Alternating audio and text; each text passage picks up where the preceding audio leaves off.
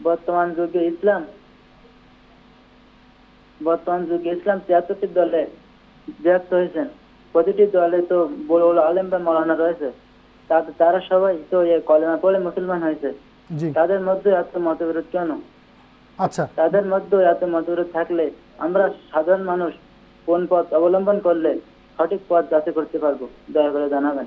ধন্যবাদ। খুবই সুন্দর প্রশ্ন সুলাইমান সাহেব। জি, ধন্যবাদ আপনাকে।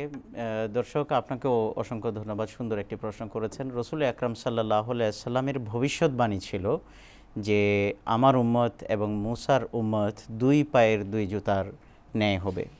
এরপর আরও স্পষ্ট করে দিয়েছেন যে চরিত্রগত দিক থেকে, গুনাহ এবং পাপ করার ধৃষ্টতার দিক থেকে একই রকম পজিশনে আমার উম্মত এবং মুসার উম্মত থাকবে। এরপর রসুল আকরাম সাল্লাল্লাহু আলাইহি সাল্লাম বলেছেন যে মুসা আলাইহিস সালামের উম্মত ৭৩ ভাগে ভাগ হয়েছিল, বনি ইসরাইল ৭২ ভাগে ভাগ হয়েছিল, আমার উম্মত ৭৩ ভাগে ভাগ হবে। এরপর বলেছেন কুল্লুহুম ফিন্নার ইল্লা মিল্লাতান ওয়াহিদা, যে প্রত্যেকটি দল জাহান্নামে যাবে, আগুনের অধিবাসী হবে একটি দল ছাড়া।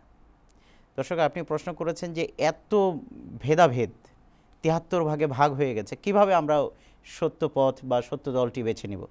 রসুল আকরাম সাল্লাল্লাহু আলাইহি ওয়াসাল্লাম বলেছেন ৭২টি জাহান্নামে যাবে, একটা দল জান্নাতি হবে।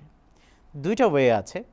আমরা যদি ৭২ দল বের করে নিতে পারি যে কোন ৭২ দল ব্যাঠিক বা জাহান্নামী অবস্থানে রয়েছে, আর তাহলে আমরা ওই একটি দল পেয়ে যাব, বা আমরা যদি ওই একটি দল আমরা খুঁজে বের করতে পারি তাহলে আমরা বুঝে যাব কোনটি নাজাতপ্রাপ্ত দল। আমি খুবই সংক্ষেপে আপনার প্রশ্নের উত্তর দিচ্ছি। রসুল আকরাম সাল্লাল্লাহু আলাইহি ইসলামের এই ভবিষ্যৎবাণীকে মাথায় রেখে চিন্তা করে দেখুন, ১৯৭৪ সালে আহমদিয়া মুসলিম জামাতকে ৭২ দলের আলেম উলামা সম্মিলিতভাবে লিখিতভাবে তারা ঘোষণা করেছে যে আমরা ৭২ দল মিলে এক দল আহমদিয়া মুসলিম জামাতকে কাফের নন মুসলিম ডিক্লেয়ার করছি। রসুল আকরাম সাল্লাল্লাহু আলাইহি ইসলাম বলেছিলেন ৭২ একদিকে থাকবে, একটা দল একদিকে থাকবে। আলেম উলামারা সম্মিলিতভাবে এটি আপনার সামনে স্পষ্ট করছে আমরা ৭২ একদিকে ঠিক আর একটি একদিকে ঠিক। আপনার কাছে প্রশ্ন যে আপনি কোনটি মানবেন? রসুল আকরাম সাল্লাল্লাহু আলাইহি ইসলাম বলেছিলেন একটি ঠিক, আর আলেম উলামারা বলছে ৭২টি ঠিক। এটি হলো প্রথম কথা, আপনি এটি দেখে নিতে পারেন। আমাদের এখনই ধর্মবিশ্বাস আপনি আমাদের শুনেছেন, আমাদের পবিত্র কালেমা লা ইলাহা ইল্লাল্লাহু মুহাম্মাদুর রাসূলুল্লাহ, এবং আমরা মুসলমান। রসুল আকরাম সাল্লাল্লাহু আলাইহি ইসলাম মুসলিম শরীফে বলেছেন ইজা কাফারা রাজুল আখাহু ফাকাদ বাআ বিহা, অন্য এক বর্ণনা রয়েছে ইজা আকফারা রাজুল আখাহু ফাকাদ বাআ বিহা, যখন কোনো মুসলমান অন্য কোনো মুসলমানকে কাফের ঘোষণা করে সে নিজে কাফের হয়ে যায়। ৭২ দলের আলেম ওলামা সম্মিলিতভাবে আহমদিয়া মুসলিম জামাতকে কাফের ঘোষণা করেছে। এখন আপনার কাছে প্রশ্ন যে রসুল আকরাম সাল্লাল্লাহু আলাইহি ইসলামের সিদ্ধান্ত অনুযায়ী তারা কোন পর্যায়ে পৌঁছে? এটি হলো একটি বিষয় যে ৭২ দল ডিফাইন হলো যে তারা ভুল পথে রয়েছে এবং এই ধৃষ্টতা দেখিয়েছে যে মুসলমানকে তারা কাফের বলেছে, এবং রসুল আকরাম সাল্লাল্লাহু আলাইহি ইসলামের সিদ্ধান্ত অনুযায়ী তারা নিজেরা কাফের হয়ে বসে আছে। দ্বিতীয় কথা হলো সাহাবা রাদিয়াল্লাহু আনহুম যখন এই কথাটা শুনলেন তখন জিজ্ঞেস করলেন মানহিয়া ইয়া রাসূলুল্লাহ, ওই একটা দল কোনটা? তখন রসুল আকরাম সাল্লাল্লাহু আলাইহি ওয়াসাল্লাম বলেন মা আনা আলাইহি ওয়া আসহাবি, যেটার মধ্যে আমি এবং আমার সাহাবার অবস্থা পরিস্থিতি এবং বৈশিষ্ট্য দেখতে পাবে। আজকে সারা পৃথিবীর সমস্ত এই ৭৩ দলকে দেখুন, রসুল আকরাম সাল্লাল্লাহু আলাইহি ওয়াসাল্লামের যুগের সাথে এই যুগকে মিলিয়ে দেখুন। রসুল আকরাম সাল্লাল্লাহু আলাইহি ওয়াসাল্লামের যুগে এবং তার খোলাফায়ে রাশিদিনের যুগে দেখবেন সারা পৃথিবীতে মুসলিমের এক নেতা ছিল, এক নেতার অধীনে সবাই পরিচালিত হতো।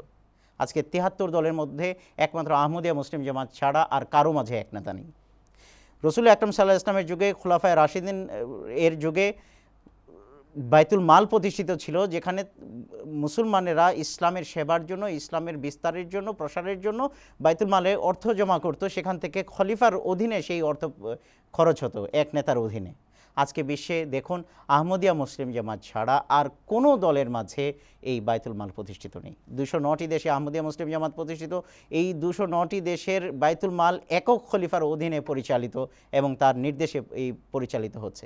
এরকম অনেকগুলো যে নিদর্শনগুলো রয়েছে, আন্তর্জাতিক ভ্রাতৃত্ব রয়েছে, আন্তর্জাতিক বিরোধিতা রয়েছে, মজলিসে শুরা রয়েছে, এই যে বৈশিষ্ট্যগুলো রসুল আকরাম সাল্লাল্লাহু আলাইহি ওয়াসাল্লামের যুগে ছিল, তার খোলাফায়ে রাশিদিনের সময় ছিল, আজকে একমাত্র আহমদিয়া মুসলিম জামাত ছাড়া আর কারো মাঝে এই বৈশিষ্ট্য নেই। অতএব ভাই, আপনার কাছে স্পষ্ট এবং আল্লাহ তাআলা আপনার কাছে এই বাণী পৌঁছে দিচ্ছেন এবং এটি একটি নিয়ামতের সংবাদ যে রসুল আকরাম সাল্লাল্লাহু আলাইহি ওয়াসাল্লাম যে দলের কথা বলে গিয়েছিলেন, যেদিকে নির্দেশনা প্রদান করে গিয়েছিলেন, আপনার সামনে উপস্থিত রয়েছে। সিদ্ধান্ত নিন, আপনি আপনার বিবেককে প্রশ্ন করুন, আপনার সামনে সত্য স্পষ্ট।